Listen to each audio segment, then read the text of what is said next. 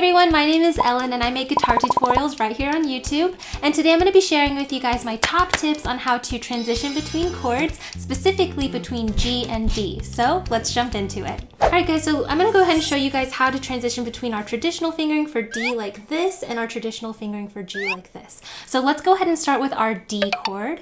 Something I want you to take notice of is when you're doing your D chord, you want to kind of hug the neck of your guitar with the thumb part of your palm here.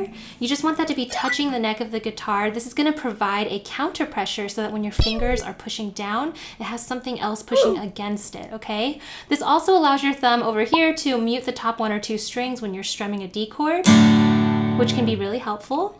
So anyways, let's go ahead and talk about the transition now. When you're going from your D chord to your G chord, I like to assign a focus finger, which is just the finger that you focus on first whenever you're transitioning between chords. So for this transition, I like to use my middle finger as my focus finger. And this is going to be twofold. It's also going to cover the root note of that G chord, okay? So when you're moving your middle finger, you're going to notice your wrist is naturally going to kind of rotate this way to relieve that tension so that you're not stretching your finger all the way across like this. So the other thing is when you're rotating your wrist, you'll notice that your pointer finger, it's going to naturally want to come off and follow your middle finger. So I like to actually think of these two fingers as a unit whenever I'm moving them. So whenever I lift my middle finger, I rotate my wrist down and my pointer finger follows it as well. So then you just put them down for your G chord, and then all you have left is now to move your ring finger down a string, and that is your G chord. Okay, so now we're on our G chord, so let's take a look at this as well. You'll notice that one of the biggest differences between D and G is that I'm no longer hugging the neck with the thumb part of my palm, and in fact my wrist is actually kind of popped away from the neck of the guitar, and that lets my thumb be a little bit lower here on the neck. So depending on the size of your hand, you know, you might find your thumb resting a little bit more like this, a little bit more like this, depends on how long your fingers are. But basically you want your wrist to be further away from the neck of your guitar, and that's going to give your fingers more leverage to arch correctly and be played on the fingertips, which is what you want for a chord like G. And now this also makes your thumb now the main source of that counter pressure for when your fingers are pressing down. So now when we want to go from our G chord back to our D chord, again, I'm going to lift my middle and my pointer finger at the same time because I'm thinking of them as a unit again. But this time I'm going to use my pointer finger as my focus finger, cover that note first. So go ahead and go from your G chord, you're going to rotate your wrist back to that hugging position where your thumb or the palm part of your thumb is hugging the neck of your guitar. And then once your pointer finger is down, you're going to move your ring finger up one string because we're building from the bottom up. And then when you're hugging your neck like this, your middle finger is naturally going to be kind of floating around right here, so you just want to place it down in its place. Now something to cover really quick is if you're in a pinch to learn G to D and for some reason you don't have time to practice this properly, another easier thing you can do is to try the 4-finger G. So that's when your ring finger is here as well as your pinky, okay? So this is going to make for an easier transition because your ring finger is already down and that can serve as an anchor finger.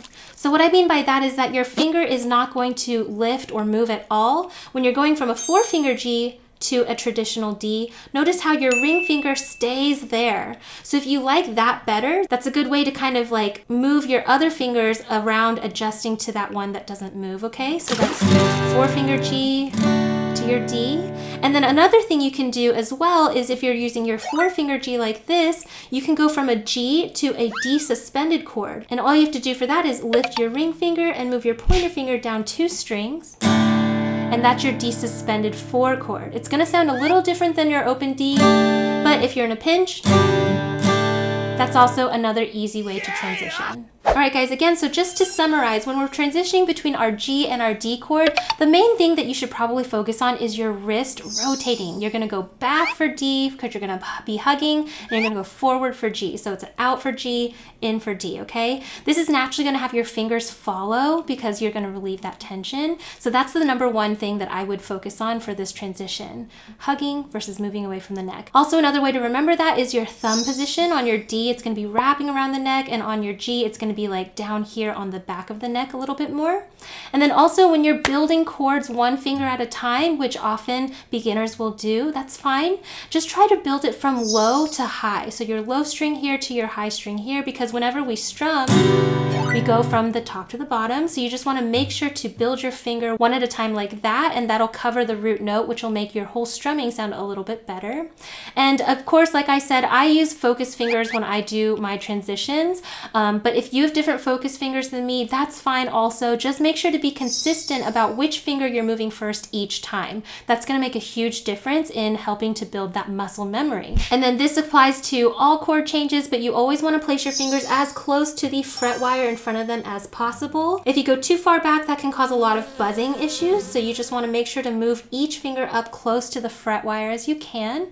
And then also whenever you're changing chords, you don't want to lift your fingers all the way up like this. You just want to make small, tiny little motions, because that's going to give you a less room for error with aiming with where your fingers are going to go. Alright guys, now that we've taken a closer look at how to make that G to D and D to G transition, I do want to talk a little bit about the process of learning these transitions with you. So the first thing you want to do if you're a beginner at guitar is just to make sure that you can actually stretch your fingers as far as you need to make these chords. So if you are feeling a little bit uncomfortable with even forming that chord in the first place, that's the first thing you want to address, is just to make sure your fingers are comfortable. Once you do that, the next step is to make sure you have each chord shape that you're working on memorized. There's really no point in trying to transition back and forth between two chords if you can't even remember what a chord shape looks like. So if I asked you right now, what does a G chord look like? You should be able to think about it and have your fingers in the right places for that chord.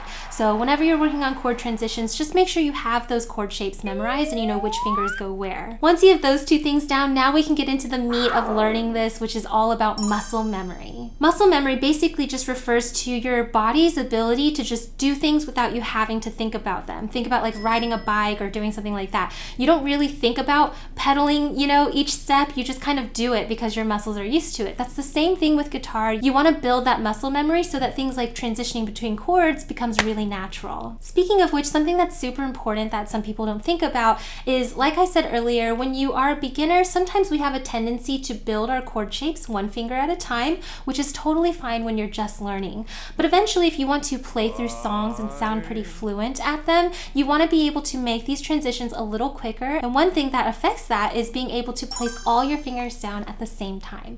So for your G chord, if you're used to building your chord one finger at a time, that's fine. But eventually you want to get to the point where all your fingers come down at the same time. And so that's going to really help with how fluent you sound at the song that you're playing. And this is, again, just going to come from muscle memory. So you might be asking, how am I supposed to work on muscle memory? What are some things that I can do? That is the beauty of working with a metronome. Any musician will tell you so. So if you are excited to kind of build up how quickly you can transition between your G and D chords, make sure to visit part 2 of this video right here, where we will slowly go through it together and build up our speed together. It's meant to be like a daily practice exercise.